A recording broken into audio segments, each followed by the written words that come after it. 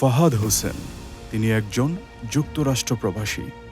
জুলাই অভ্যুত্থানে বাংলাদেশের পর সবচেয়ে বেশি আন্দোলন হয়েছিল নিউ ইয়র্কে, যেটি শুরু হয়েছিল 17 জুলাই বাংলাদেশ কনসুলেট অফিসের সামনে থেকে, যার নেতৃত্বে ছিলেন যুক্তরাষ্ট্র প্রবাসী ফাহাদ হোসেন।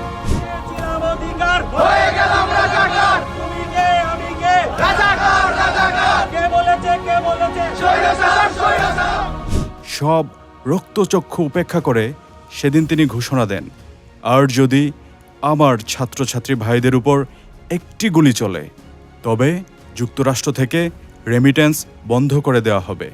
সেই লক্ষ্যে স্মারকলিপি প্রদান করা হয় বাংলাদেশ কনসুলেট নিউ ইয়র্কে, যেটি ফলাও করে প্রচার হয় যুক্তরাষ্ট্রের বাংলা ভাষাভাষী চ্যানেলগুলোতে। তিনি অংশগ্রহণ করেন টাইম টেলিভিশনের টক শোতে। সেখানে ঘোষণা করেন, আমাদের এই আন্দোলন চলমান। প্রবাসী ইয়াং জেনারেশন যারা আছে বা প্রবাসী বাংলাদেশি যারা আমরা আমেরিকাতে বসবাস করি, তাদের সম্পর্কে, তাদের জন্য আপনার কি মেসেজ, আপনি কি আহ্বান জানাবেন? আমি সবার উদ্দেশ্যে একটা কথাই বলতে চাই, পৃথিবীর কোনো দেশের ছাত্র আন্দোলন বৃথা যায়নি। তারা তাদের নিশ্চিত জয় নিয়েই ঘরে ফিরবে। অবশ্যই তাদের মেধার মূল্যায়ন যাতে তার দেশ দেয়, সেজন্য আপনারও সংগ্রাম করা উচিত। ওদের পাশাপাশি আপনারাও মাঠে থাকবেন, ওদেরকে মনোবল দেবেন। 18 জুলাই তার নেতৃত্বে বিভিন্ন রাজনৈতিক দলের সংমিশ্রণে যুক্তরাষ্ট্রের নিউ ইয়র্কের টাইমস স্কোয়ারে অনুষ্ঠিত হয় যুক্তরাষ্ট্রের ইতিহাসে বাংলাদেশিদের বিক্ষোভ। সেদিন প্রায় অংশ নেয় 5,000-এরও বেশি বাংলাদেশি প্রবাসী।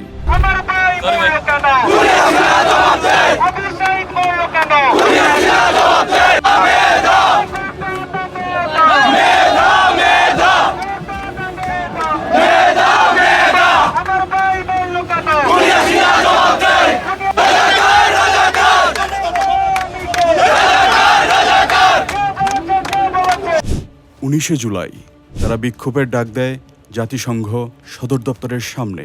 সেখানে তারা গুম, হত্যা, খুনের বিচারের দাবি তোলেন, না হলে এই আন্দোলন চলমান থাকবে বলে ঘোষণা দেন।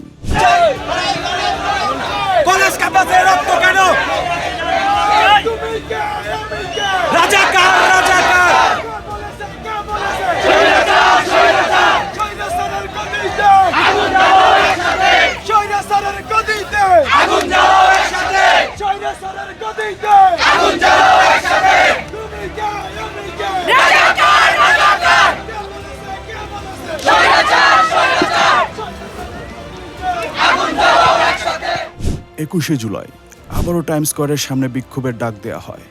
সেখানে আহ্বান করা হয় আইনশৃঙ্খলা রক্ষাকারী বাহিনীকে ছাত্রছাত্রীদের উপর গুলিবর্ষণ বন্ধ করতে, না হলে পরিস্থিতি আরও ভয়াবহ হবে।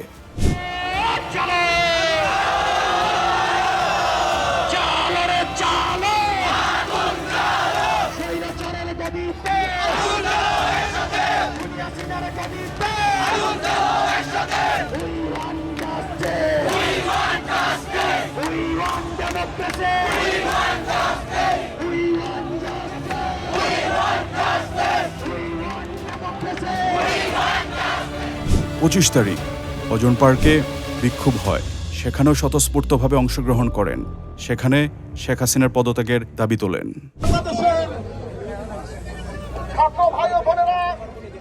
তাদের যে নৈতিক এবং যৌক্তিক দাবি নিয়ে আন্দোলন করেছিল, তারই প্রেক্ষাপটে সরকারের পেটুয়া বাহিনী, পুলিশ, বিজেপি অতর্কিত হামলা করে প্রায় 103 জন ছাত্রকে হত্যা করে। ইন্না লিল্লাহি ওয়া ইন্না ইলাইহি রাজিউন। অত্যন্ত দুঃখ ভারাক্রান্ত হৃদয় নিয়ে আমরা আজকে সবাই এখানে একত্রিত হয়েছি। 28 তারিখ আবারও তিনি বিক্ষোভ করেন টাইমস স্কোয়ারে। সেনাবাহিনীর প্রধানকে জনগণের পাশে দাঁড়ানোর বিনীত আহ্বান জানানো হয়।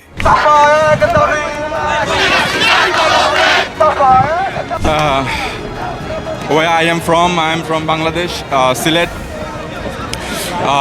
Gulabganj area. So today, like one of my friends, they're just planning to go when protest against government of Sheikh Hasina.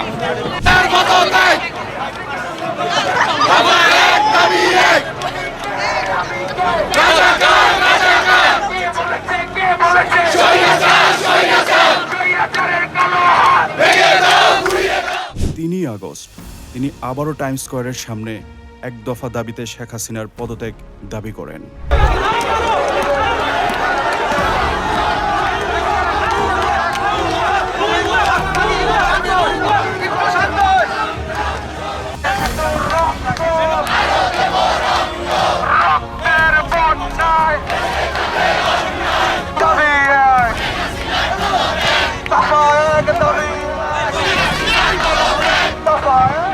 তারপর 5 আগস্ট বিজয় উদযাপন করেন এবং ঘোষণা করেন দেশের যে কোনো সংকটকালে আমরা ঐক্যবদ্ধভাবে দেশ মাতৃকার টানে এগিয়ে যাব।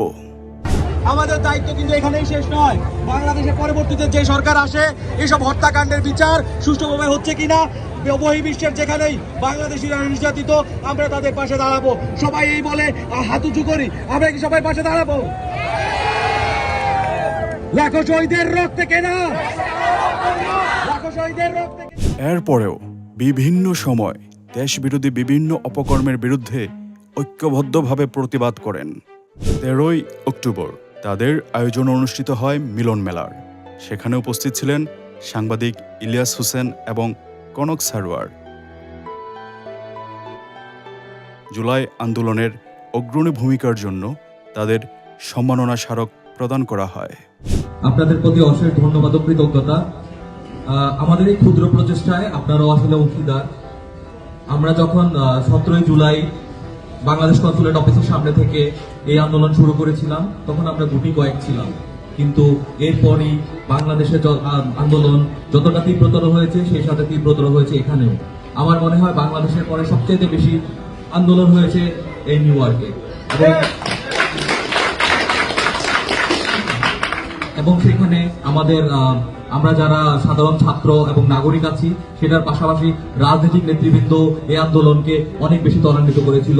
আমি কৃতজ্ঞতা প্রকাশ করতে চাই তাদের এই কার্যক্রমকে। সেই সাথে আমি ধন্যবাদ জানাতে চাই বাংলাদেশের এবং পুরো ওয়ার্ল্ড ওয়াইড বাংলা ভাষাভাষীদের মধ্যে জনপ্রিয় দুজন সাংবাদিক ইলিয়াস হোসাইন এবং কনক সারোয়ার, ওনাদের অগ্রণী ভূমিকার জন্য এই আন্দোলন।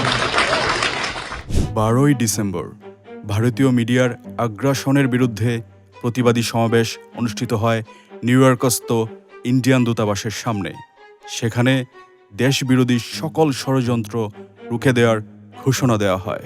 জুলাই মাসে যখন যে আন্দোলনটা শুরু হয়েছিল সেই আন্দোলনে আমরা সামনে থেকে নেতৃত্ব দিয়েছি। বাংলাদেশের পরে সবচাইতে বেশি আন্দোলন হয়েছিল নিউ ইয়র্কে, যেটা আমাদের মাধ্যমে হয়েছিল। এখন বাংলাদেশ একটা সন্নিকটে আছে। আর ভারত বাংলাদেশের বিরুদ্ধে যে ধরনের মিথ্যা প্রপাগান্ডা ছড়াচ্ছে এটার এগেইনস্টে দাঁড়িয়ে আমরা ইন্ডিয়ান কনসুলেটে একটা বার্তা দিতে আসছি যে all over the world Bangladeshi মানুষজন আমরা আছি, আমরা বাংলাদেশ প্রশ্নে আমরা এক। আমাদের মধ্যে মতের বিভেদ থাকতে পারে, পদের বিভেদ থাকতে পারে, কিন্তু বাংলাদেশের প্রশ্নে আমরা এক। আমরা দাবি জানাতে এসেছি ইন্ডিয়ান কনসুলেট অফিসের মাধ্যমে ইন্ডিয়ান যারা প্রশাসনে আছে তাদের কাছে যে বাংলাদেশের বিরুদ্ধে এ ধরনের মিথ্যে প্রপাগান্ডা যেন তারা বন্ধ করে। কারণ আমরা প্রতিবেশীদের সাথে সাম্য এবং ন্যায্যতার ভিত্তিতে সম্পর্ক চাই, যেখানে আমাদের অধিকারও সমুন্নত থাকবে তাদেরটাও থাকবে। জুলাই অভ্যুত্থান নিয়ে তিনি রচনা করেন গান, যেটি গেয়েছিলেন জনপ্রিয় সঙ্গীত শিল্পী মাইনুল হাসান নুভেল। এই জুলাই যেন আর না আসে, যে জুলাইয়ে রক্ত গঙ্গায় ভেসে যায় সারা দেশ। সেই জুলাই যেন আর না আসে, সেই জুলাইয়ের রক্ত গঙ্গা হয়নি আজও শেষ।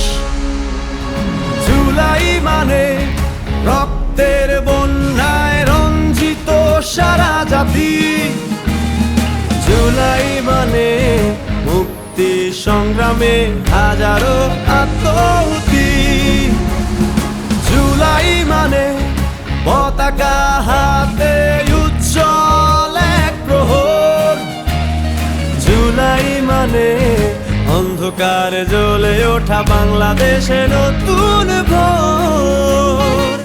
আমরা কৃতজ্ঞ চিত্তে স্মরণ করি সেই সব বীরদের যাদের সাহসী ভূমিকায় আমরা পেয়েছি স্বৈরাচার বিরোধী মুক্ত স্বদেশ এবং আমাদের প্রিয় বাংলাদেশ।